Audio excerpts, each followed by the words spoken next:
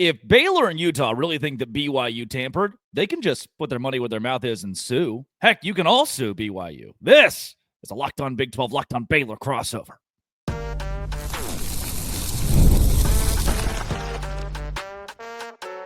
You are Locked On Big 12, your daily podcast on the Big 12 Conference. Part of the Locked On Podcast Network, your team every day. Happy Monday, everybody. Welcome to a Locked On Big 12, Locked On Baylor crossover. I'm Drake Toll from America's #1 Big 12 podcast, Locked On Big 12. It's Cameron Stuart from Locked On Baylor. Thanks for making our shows your first listen every single day. Where we start, your favorite Big 12 team could just sue your least favorite Big 12 team. That's exactly what's happening across the country. Now we had that whole snafu with the kid who was in Miami and Wisconsin, wanted to play for one or the other, and the University of Wisconsin has filed a lawsuit against Miami for tampering. So Baylor, Utah, if you really think BYU did the whole tampering thing, put your money where your mouth is and sue them. We'll start there. We'll also get to Athlon's terrible. Athlon Sports today, terrible preseason Big 12 rankings. They hate everyone. And Kansas State's winning the championship, the national championship. Also, recruiting from five-star quarterbacks to teams that are in the middle of the pack but are okay with being in the middle of the pack. Recruiting looks really, really solid in the Big 12. We'll break it all down. If you hit subscribe, we get to keep our jobs. Again, I didn't even tease this. I just kind of read it. Yahoo Sports, landmark moment. Miami is being sued by Wisconsin for tampering because Xavier Lucas wanted to leave Wisconsin, break a contract, play for Miami. He did it. He just unenrolled and decided to go to Miami, and Wisconsin said, whoa, that's tampering. We're taking you to court. So if I hear all this complaining about how, Texas A&M stole my, BYU stole my, if that is the case, this now sets the precedent. Just sue the other school for tampering if you really think they did. Yeah. And I think the bigger landmark moment of all of this, Drake, was really before we get into it, was how I found out about this. Because this was quote tweeted by one of the great Twitter names of all time, which is Gary Fatterson. So I can't, I'd be remiss if I went through this experience without bringing up the fact that Gary Fatterson was the one that pointed me towards this. It's pretty interesting. This is one we've talked about quite a bit. And it does highlight the classic Drake Toll take that the transfer portal doesn't exist and that tampering doesn't exist and that nothing exists, that we're all in a simulation right now. I would love for Baylor to sue BYU. I just think that would be hilarious over the Rob Wright situation. And I think when you go into most of these, especially in an intra-conference transfer, almost all of these have tampering. In fact, I'd go as far as saying probably just about every major transfer in basketball and football has tampering. Every single quarterback that's transferred, there's been some sort of tampering. So I would love for this to happen. And clearly Utah is going to jump right on this. Like Utah hearing BYU and the chances to take them to court, they are all over this. I just don't know how it holds up though. Yeah. Because what is tampering is then the next question that we need to tackle. I think it's kind of like what they said about PORN in the Supreme Court. Like we know it when we see it, right? Sure. We kind of know tampering when we see it, but do we have a nailed down definition of what tampering is? The kid could have heard it from his old vacation Bible school teacher who said, oh yeah, they would actually take you at this kind of price. At least that's what I'm hearing. And that's not tampering, right? A coach can go to somebody else, the running coach for this guy's off-season regiment in his hometown. Right. Coach can call this guy up, tell him, hey, this is what we're going to do. And that guy tells the quarterback, like, that's not tampering. You know what I mean? That doesn't fit within tampering. So I would love to get this nailed down and actually, see what tampering is and eliminate it. But it's so broad that I don't even know if a court of law can figure this out. I've been watching. I have a Samsung TV, Rich. Wow. Unbelievable. And when you turn it on, it has like 7,000 automatic channels. And they none of them make sense. They're all really just funny networks that rerun. There's the Family Feud channel that does nothing but all day of Family Feud. And recently, it's still the same one. We could do a whole segment on these, by the way. I can't get carried away. I have like 4 that I want to bring up, but I love that kind of that part of television. There's random channels with random shows. There's a bus in Evanston that advertises replays of Seinfeld, reruns of Seinfeld on something called The U at 10:30 Eastern. Yeah. It's, Yeah. oh, Seinfeld's on TV. I didn't know that. Recently, the channel, it was on the Duck Dynasty channel for a long time, which was just endless reruns of that. Recently, I have been on Love that. Evil Killers is the name of the network, it caught my eye because I thought, as opposed to the kind ones or the gracious killers, right. those who are just enacting justice. These are the real scum of the earth. I think there is a self-defense channel. I think if you search long enough. I was watching today, and they had arrested this guy in the UK. By the way, people from the UK, by and large, look interesting. Not always bad. They just have this look about them sometimes. And I'm watching, and this guy has, I mean, obviously he's murdered the lady, but they can't find the body. And so me, devil's advocate, I'm looking around the house like, well, they can't charge him with murder because they can't prove that he murdered the lady. There's no body. There's no way. Okay, her fingerprints are there. Yeah. And also he's a sexual assaulter. He's done a lot of bad things. He's killed other people, but they can't prove he's killed her until they find the body. And that's kind of what tampering is. You don't, where's the body? Where, oh no, Kalani Sitake shook the hand of an opposing player after the game.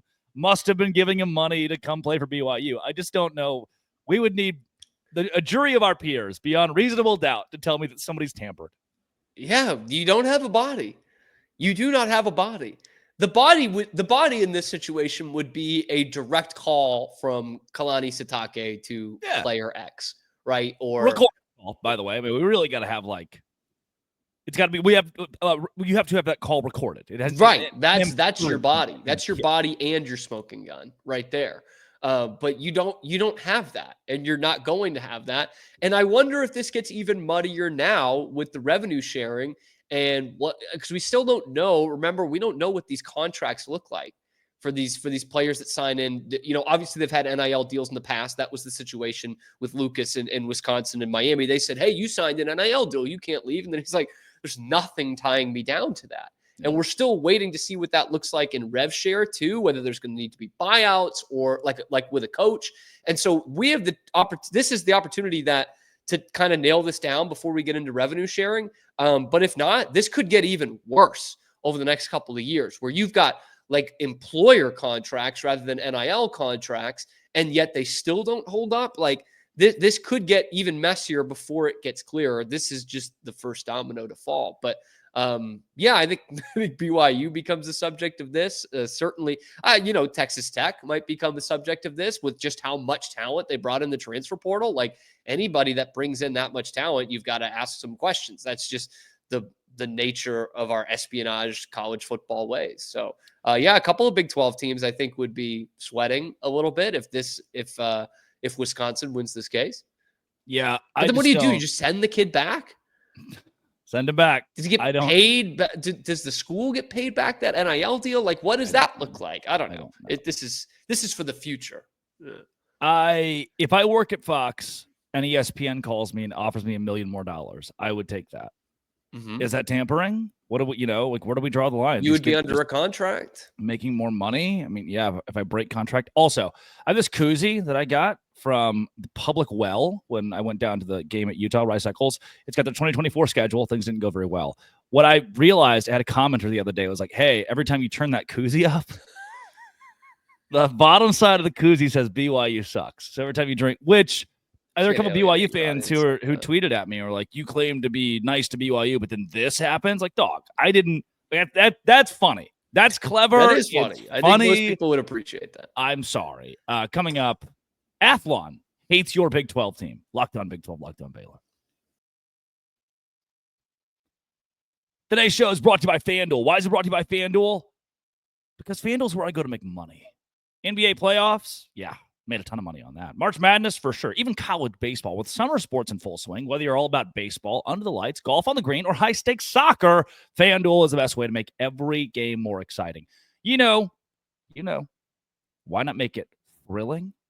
Why not make it thrilling with $200 They get $150 in bonus bets if your first $5 bet wins. Yeah, if you're new to FanDuel, new customers. I mean, you've seen this before. But right now, there's no better time to get in on the action. Same game parlays. Watching a bet right into the 9th inning or that final shot on 18. Open the FanDuel app today. Visit FanDuel.com/lockedon to get started. That's FanDuel.com. Download the app. Athlon Sports. I don't even know who they owned by. I couldn't even tell you the last time Athlon Sports came up for me. I mean, based on this article that we're about to reference and reading it, they might be owned by ChatGPT. It's crazy. They have ranked their Big 12 teams. They're a magazine. That's okay. Which doesn't happen. People don't do magazines anymore. They have Kansas State at number 1 in the Big 12 going into next season. Quarterback Avery Johnson, and as we all know, the offense whisperer Matt Wells. Sure. Yeah.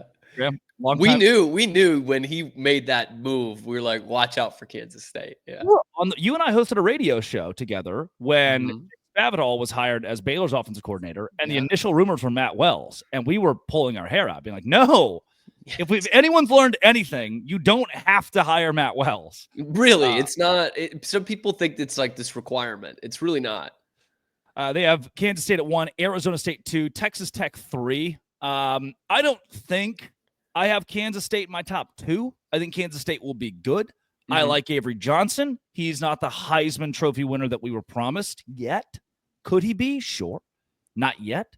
Iowa State at 4. They lost a lot, by the way. The Baylor Bears at 5, which I think, by the way, yes, it does. It does. And I will defend their honor in a second. But I think the thing that kind of stood out to me in this top 5 in the list was like, I also think I'm probably right with you. I think Kansas State's going to be good. I don't have them as 1 or 2 in this conference. And even with what Iowa State lost at wide receiver, I still have not found something where I'm like, yeah, Kansas State's definitely better than Iowa State. Good. That's a great point. Like that's just where I kind of come back to. And I often don't bring up Iowa State because I do the Baylor show, and I think Baylor is a legitimate chance to win the Big 12. Tech brings in all this talent. Arizona State's the defending champs, and we kind of lose Iowa State in that shuffle. Utah, by some people in Vegas, they think they're going to win the whole thing. But I just keep coming back to, I don't think Kansas State's better than Iowa State. I don't think Kansas State or Iowa State is better than Baylor.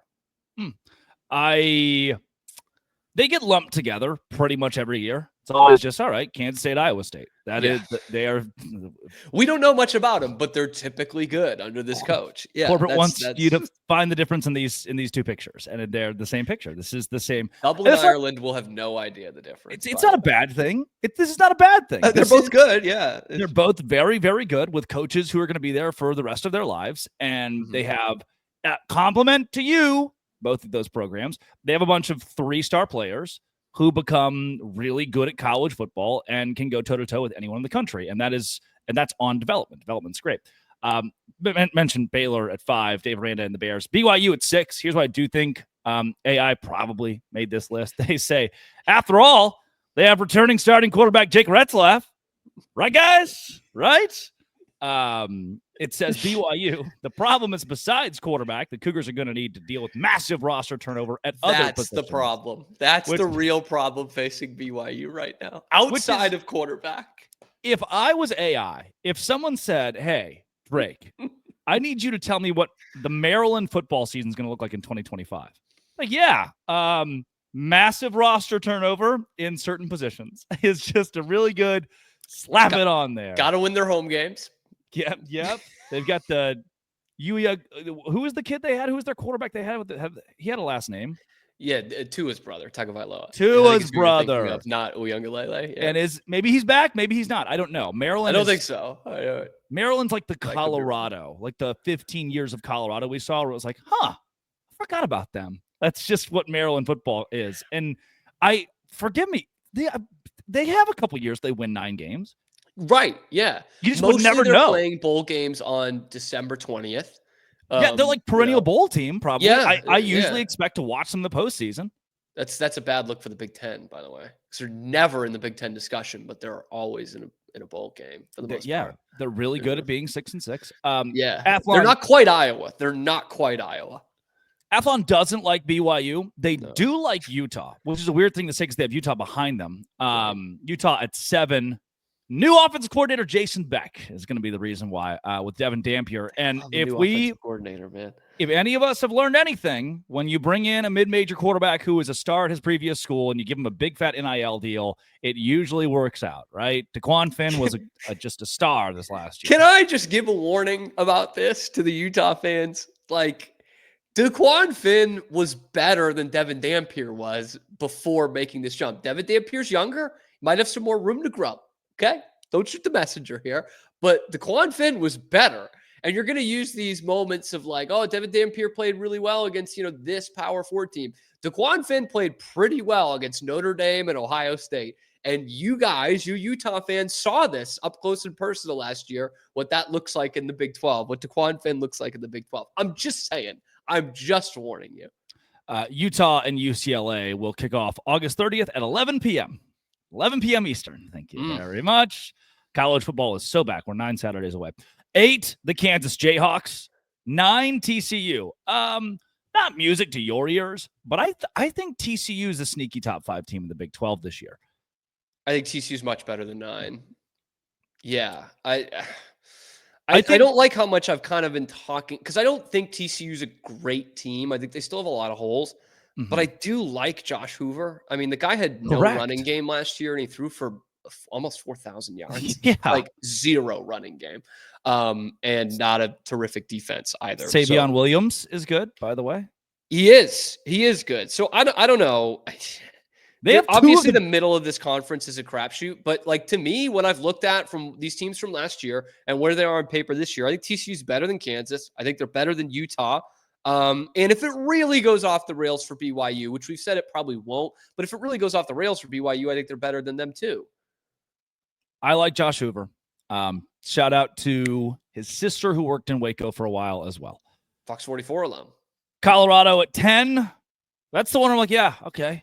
Houston at 11. They could be a 6-6 school this year. I like Willie Fritz. I think they're better. I think they're better than Colorado.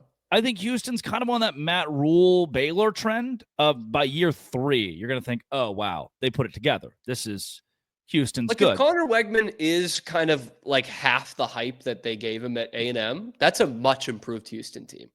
Like that defense was pretty legit. They just had absolutely nobody at quarterback.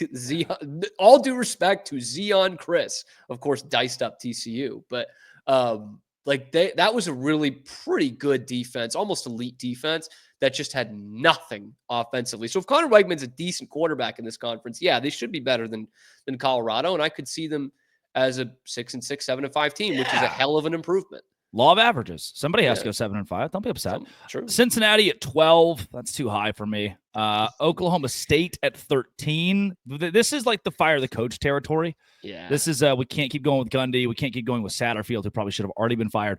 West Virginia at 14. I see them sneaking into that 10 or 11 spot, honestly.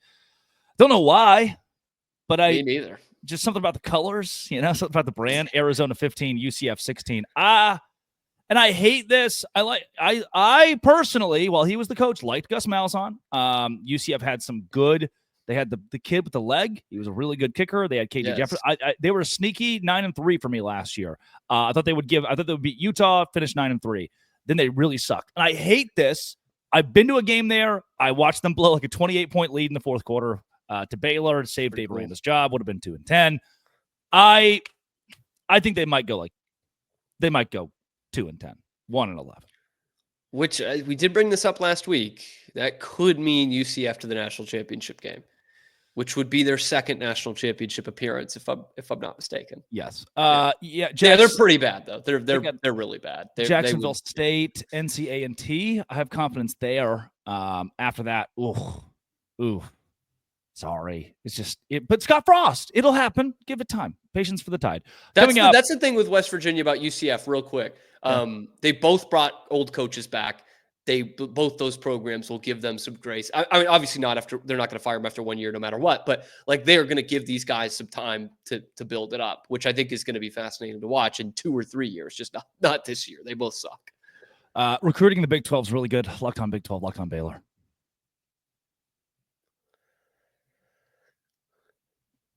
Don't look now. From BYU to Baylor, even the schools that are kind of the middle of the pack. recruiting in the Big 12 kind of rocks. 2026, now that we're all the coach you've never heard of, who's the assistant D-line coach, who keeps tweeting GIFs of like your dancing mascot or sirens or things. You're like, what would this mean? The Big 12 is getting a lot of those. They're getting a lot of GIFs from the coaches you never heard of. Kansas, Arizona State, even Iowa State, which I've been to Ames. I've seen a game there. It's awesome. But I've said it a million times. Like, I now understand why you would go play football in Ames, but it's going to take a specific type of player to give up on playing in Miami, or to give up on, if you have an offer like, hey, you can come play in beautiful tropical Boca Raton. Like, wow, Boca's pretty awesome. Just in any of the beach cities in Florida. I am surprised pleasantly that those three teams, Kansas, Arizona State, Iowa State, have done so well. And I'm really not that upset that like a Baylor or a BYU sits in the middle of the pack, because guess what? In recruiting, that's not all that foreign for those schools. And that's kind of what they do to win. Yeah. I mean, those are two programs, and I would put TCU in there as well, that don't mind living right in the middle of the conference pack, at best being top 30, probably not top 20 ever, and still being able to develop guys. Now, of course, this is going off of mostly Gary Patterson and some Sonny Dykes. This goes off Matt Rule and a little bit of Dave Aranda, and Kalani Sitake has had a pretty damn good track record of doing it at BYU. Yeah, those schools don't mind being in the middle there. Two of them, Baylor and TCU, were in the top 3 of last year's recruiting rankings in the Big 12, but they don't mind sitting there. And they're specifically, I'll talk about Baylor BYU here, where their roster's at in 2025. They don't mind sitting there in the kind of middle of the pack. They're both recruiting from hotbeds. Obviously, Baylor from Texas, BYU a lot from California, rather than, some Utah as well. But they don't mind sitting there in the middle. They know they can find diamonds in the rough in those places. BYU also we're a couple days, we're tomorrow away from Ryder Lyons announcing where he'll play his college career, which a lot of people are mostly Utah fans. I think, if I can deduce who keeps commenting about it, are like, oh yeah, well, he's going on mission, so he's not even going to be even good when he comes back. And like, this is a waste. What? But yeah, the fact that he is going on mission, which he's made it pretty clear, like that's the goal here, is to play college football in like 2027. I don't think Oregon, Dan Lanning doesn't seem like the kind of guy, compared to Kalani Sitake. It's gonna be like, yeah, go, praise God overseas or wherever for a year. Not to say Dan Lanning. That's what Novosad's been doing, right? Oh, not to say Dan Lanning wouldn't embrace the LDS Church. It just, does it make a little sense that BYU embraces it a bit more? Yeah, or the fact that, I think Dan Lanning's got pretty good job security, but we know in college football, he's like, I might not be the coach in 3 years, 2 years, whenever this kid wants to play. So I'm making a commitment here, as he's making a commitment to me. That's a roster spot. And that, if anyone who's seen Rudy, how big those roster spots are on a college football. Yeah, I don't think it necessarily prevents him, but absolutely it's a more welcoming environment at BYU. Like, in that sense, like, they know how this works. They've probably got some damn good resources for, an athlete going on his mission and staying in shape and staying with some sort of regimen or whatever. I think BYU probably has a better grasp on that than Oregon does. But by the way, BYU will skyrocket up when this Ryder Lyons commitment hits. True. They won't be in the middle of the pack anymore. Believe that it will. The guy is a legacy at BYU. He is one of the best quarterbacks in his class. I think he's been overlooked. Still a 5-star. But an overlooked 5-star because of the whole mission thing. It's a detractor for a lot of places. Yeah, but sorry, he loves God. Like, our bad. Sorry, he's really good at football and loves God. And Ryder, look, if it doesn't work out at BYU, there's another place in Big 12 that loves God. Just letting you know. TCU? Texas Central University? It's as big or as little as you want it to be. That's great. Did you know? So this may be news for people that even for some TCU fans, that's what they say. At Baylor's orientation, you walk in and they go, hey, we're unapologetically Christian. It's the first thing you learn. You're like, wow, all right, cool. You to sign up for. Now, not to say there aren't fireball shooters at Scruffy Murphy's on Friday night. Like, things happen. Baylor and BYU both are very clear that we are evangelical, or we are universities that stand on faith. And you walk into TCU's their little admissions deal before you commit, as you visit their school, like, hey, dog, Texas Christian, like we get it. That's really it. But that C is as big or as little as you want it to be. That's their line. That's the line they use. Just crazy. Yeah. Imagine you're like an 84-year-old donor. You were there when Slinging Sammy Baugh was tossing the rock, teaching people the forward pass. And you grew up at the First Baptist Church, Fort Worth, which has gotten way too big, and they're playing the rock band stuff now. They don't do the hymns anymore. And now your beloved university has just actively turned from God. I can imagine it's not great because I know how it would work at Baylor if that were the case. I had a call with somebody at Baylor this week. So they're selling beer at the Boys from Oklahoma show, which this is a big step for Baylor. They're having Cross Canadian Ragweed, who dropped at the stadium, right? The football. It's in McLean. Or is it at the? Okay, I didn't know if it was there at the arena. Ragweed dropped the word in one of their songs. Shouldn't mention the word on this show. And not this month, no. They're being invited with Turnpike Troubadours and Shane Smith, who I love, all really good bands. And Baylor's going to sell beer. They are also in talks with other organizations that come into stadiums and do shows about also selling beers at those events. And I have it on good authority. This is the test now in the era of house settlement for extra revenue through alcohol sales. I also have it from different Baylor alum and even people on staff there. It would be like the greatest tragedy in school history if they were to sell alcohol on the hallowed grounds. Only if you're rich, by the way. If you're rich, you can have it whenever you want. Yeah, then we get it. Then we understand. Yeah. I've had some of the best beers of my entire life in the Baylor Club. It feels good drinking a beer in McLean Stadium because you just feel rich. Like, this is how the other half lives. Yeah, the 1%, man. It's like when I went to the Kentucky Derby. It's like, this is it, huh? This is how you do it. Which is more accessible than you would think. You watch it on TV and you're like, wow, how did these people get the invite? If you want to sit on the infield, you're fine, man. Now, the Masters, that's a different, like, you got to know somebody, which, come to find out, I always thought that I moved to Georgia. I know at least 15 people that are like, yeah, I got Masters passes. What? Want to go? Yeah, I do. It's really accessible if you live close. It's just like a good old boys thing. Sounds like the best thing ever. I'm not a golf guy, but yeah, prices, not having your phone. Mm-hmm.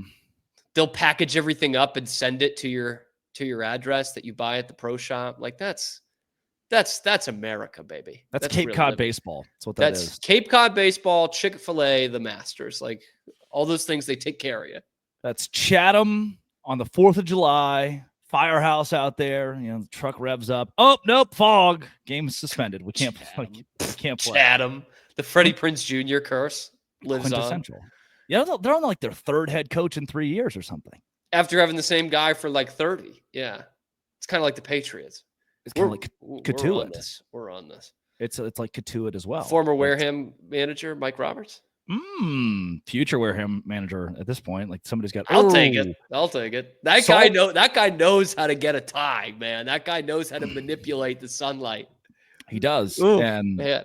He's Holiday. Tom Holiday, I think is who it was. Father of Matt. Yes. That would make sense. He was around Chatham when Schiffner was there too. Yeah, and they lost three. They went 3 years without making the playoffs, which is hard to do on Cape. Yeah, missing the playoffs. Heard of it. 2 teams in the whole league missed the playoffs. 2 of 10 miss. Yeah. 80% are going in. That's Cameron Stuart at Real Cam Stewart on Twitter. This has been It Always Will Be Locked On. Thanks for making it your first listen every single day. Dose Grande and Baylor.